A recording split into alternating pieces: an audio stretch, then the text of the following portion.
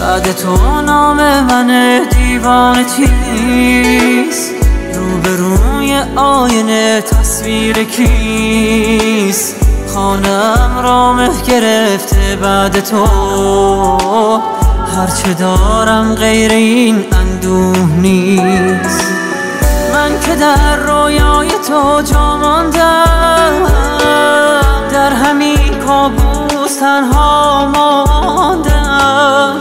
بی تو طولانی ترین شب می شود، بعد تو یک عمر یلدا ماندم.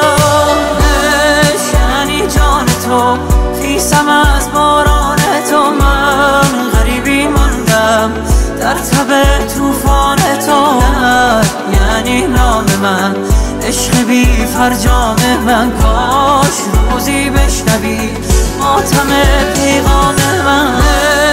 یعنی جان تو، خیسم از باران تو، من غریبی ماندم در تب توفان تو.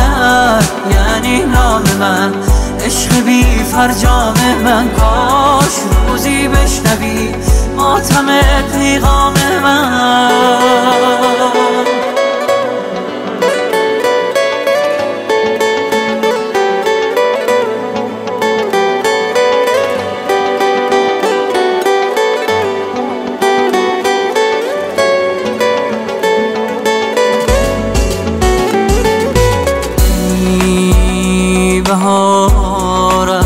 در خزان کوچه های سرد و بیرم، آسمانم تیره شد از یاد رویت، تا بمانم تا ابد در آرزویت.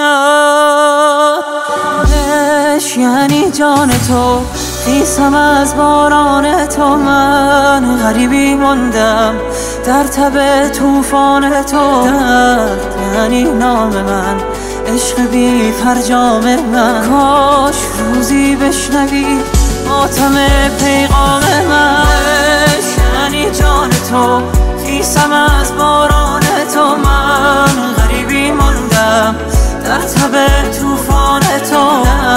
یعنی نام من، عشق بی فرجام من، کاش روزی بشنوی ماتم پیغام من.